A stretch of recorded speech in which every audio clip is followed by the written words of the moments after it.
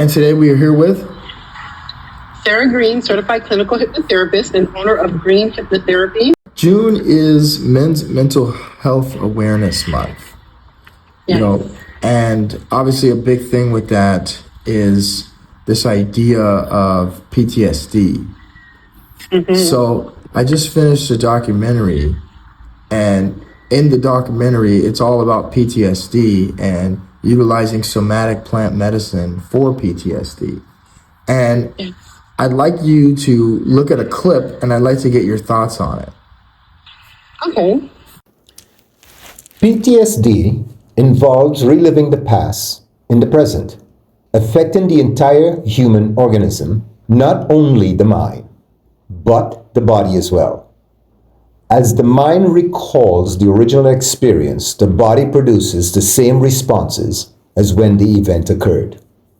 And it is not something just reserved for military vets. People from all walks of life suffer with PTSD at various levels. Any experience that is traumatic and left unhealed leads to PTSD, whether that's birth trauma, feeling abandoned or rejected by your parents, a car accident, being bullied in school, losing a loved one, or any form of abuse, be it physical, mental, emotional, verbal, sexual, or even spiritual. Not every single person who has spent time in the armed services, whether military or protection services, suffer. Just pause and redo it. Nearly every single person who has spent time in the armed forces, whether military or protection services, suffer from some form of PTSD. Combat, however, is a major cause of PTSD. Imagine, if you will, being in the battlefield. Both your mind and body are being pushed beyond your normal limits. Triggers and bullets are flying. Guns are firing, bombs are being dropped. Your brother in arms sitting next to you is injured. And to top it off, you're receiving orders to kill innocent men, women, and children. This is trauma. Except you have no time to deal with this trauma, no way to process it, because you are in the heat of battle. Essentially, you have to shove it all down, suppress it. Every feeling, every emotion, you have to remain focused on the task at hand. So, shove down where? In your body. And until healed, these traumas will keep you stuck in a state of chronic fight, flight, or freeze. Hearing of fireworks can send you straight back into the battle zone, re-traumatizing you all over again. Hearing of fireworks can send you straight back to the battle zone, re-traumatizing you. Smelling gunpowder can send you straight back into that battle zone. Smelling gunpowder can send you straight back into the battle zone, re-traumatizing you as well. Watching a war movie can re-traumatize you. This is the essence of PTSD. PTSD affects not just the mind, but the body.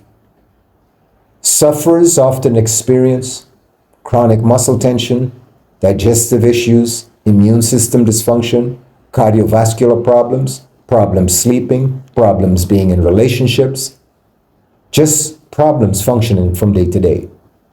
Now imagine you're in a heavy combat zone doing this day in, day out, month after month. That's a lot of trauma. So what do you do when you return to your normal life? Well, you learn to cope with the suppressed trauma with any distraction you can find.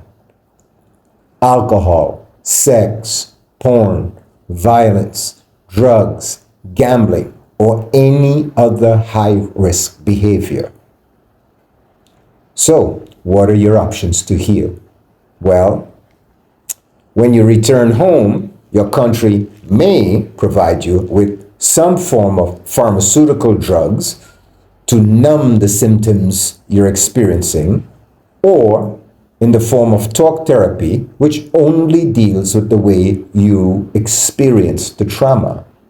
Neither options addresses where the trauma is stored in the body and how to truly heal it. As a hypnotherapist, what are your thoughts on what he said, and what do you do to help veterans struggling with PTSD? My thoughts on the video you showed me were what he said was spot on. PTSD is not something that only military personnel experience, and many military personnel do not have that experience. There is also something called CPTSD, which is a chronic prolonged PTSD. Some people will say childhood PTSD, and it's what happens when our mind is unable to process what we've experienced. And oftentimes it gets suppressed, right?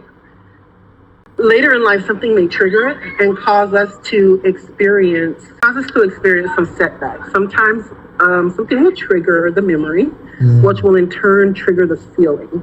And if we do not have a concept by which to process our experience, then we may end up having a reactionary response to it. And what we want to do is develop a process or a framework within our minds by which to be able to see, to understand what we've been through.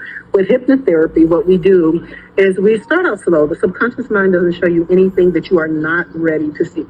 So with hypnotherapy, what we do is we allow the subconscious to show us what we need to see to begin to start the process. With a person who's been in military service, what we typically do is we'll start with hypnotic reprogramming, and we'll find the subconscious beliefs that they're already holding about themselves.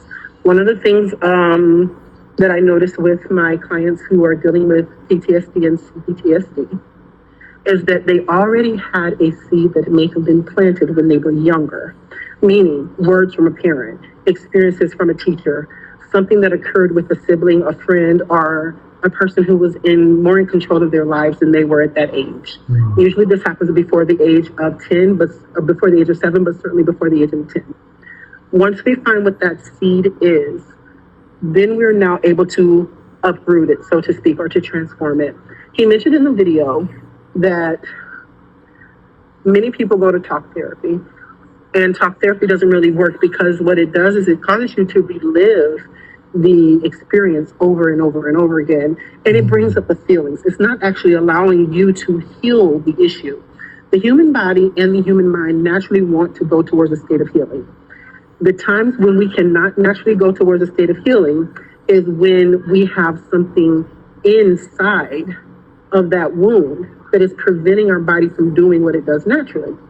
If you receive a hit on your leg, and there's a piece of glass in your leg will try to heal around the glass, but what often happens is we get an infection, right? So then you have to remove the glass, or you have to remove the bullet, whatever it is, from the wound so the body can now help to heal itself. Sometimes we have to introduce something like an antibiotic or a cream. Well, with the mind, it is no different. Sometimes within our mind, we receive something called sanskars, or rather think of it as a wound that has something in it. We have to remove whatever is inside of that wound, and we have to reframe it so that now the subconscious can heal itself. This is not an overnight process, but it starts instantly as soon as we find what the root cause is. Makes a lot of sense.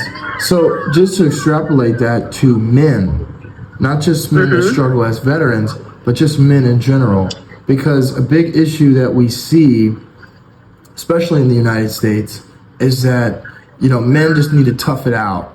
Men should, they should never speak to anyone. They should never seek help. And then what happens is that a lot of men tend to end themselves because of it. So how can what you do with hypnotherapy help men, and how do you help men that struggle with their mental health? Thank you for asking that. Our unaliving rate is pretty high in the United States, primarily because men don't have community.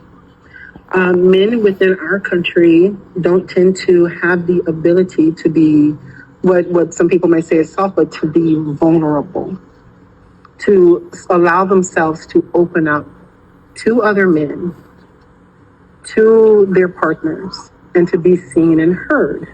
But there's a way that that has to be done. And oftentimes we're not taught how to do that when we're younger, especially men are not taught how. So it comes out, the PTSD symptoms will come out as severe anger. Because men are more often allowed to show anger than any other emotion. When we begin to reframe within ourselves what it means to be a man and to be masculine, that's the beginning of the ability to unfold and to start healing. Now, with men, the way that hypnotherapy works is pretty much the same as it works with women, but we usually take a slightly different approach. Because when I practice hypnotherapy, I always connect my clients to other sources and services as well, because I treat holistically. So we have other practitioners within our arena, within our consortium, that are able to further help those men to build community.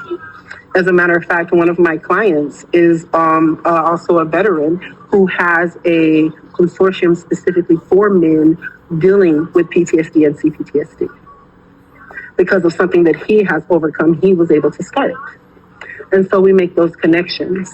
With men dealing with PTSD that may have a military background, there's often, from my experience, also a component from their childhood. If they did not have good modeling from their fathers, from the male mentor in their life, the male authority in their life, then that is usually when we see them struggle even more with the emotions they're feeling, because they don't always have the words to verbalize what they're feeling and experiencing. Because once again, as you said, men are not supposed to feel hurt. Men are not supposed, quote unquote, to have emotions. Well, they're human. Of course they're going to have emotions. And they should be able to feel the full gamut of emotions, from joy to sadness, to grief, to pain, to elation, everything from the ups and downs. That's part of what it means to be human. But many men, I find, need to be given permission and told that it is okay, especially while they're in that hypnotic state, to be told that it is okay to feel everything they're feeling. What is not okay is to take it out on others. And that is something that within hypnotherapy that we don't, my group is calling me, we're currently in Italy, but we don't always know how to show men how to do that. And it's something that we have to teach, because within hypnotherapy, yes, we can go ahead and remove the thing from the wound. We can remove the pain from the wound. We can reframe it. Now it's up to that man to go and learn new patterns. While hypnotherapy will help to transform and will help to repattern the subconscious, there's practical daily things that we do. And if they are done, I always give homework. If they are done in 1 year, that man won't even recognize himself. The feelings and emotions that used to bring him spiraling down, they don't happen. I don't want to say they don't happen, excuse me. They'll still have feelings and emotions, but they don't happen as hard. They don't hit in the same way, because now what the part of that man's subconscious that used to pull on, it no longer pulls on. So they're able to experience the emotion, sit in the emotion, feel the emotion without it causing them to spiral. And it's a process, but if they're willing to do the work, we do the work with them. So last question, where can people find you? And that you just mentioned a year, how long should people be working with a hypnotherapist? And do you guys do telehealth? I'll start with the last question. I do telehealth at green-hypnotherapy.com. You can find all of my information on there. I'm located in Tampa, Florida, so my clients can also come into the office. My clients that are overseas or that are in other states, we can do both, a hybrid, depending on where they're at. Typically, hypnotherapy sessions, I typically recommend between 4 to 8 sessions.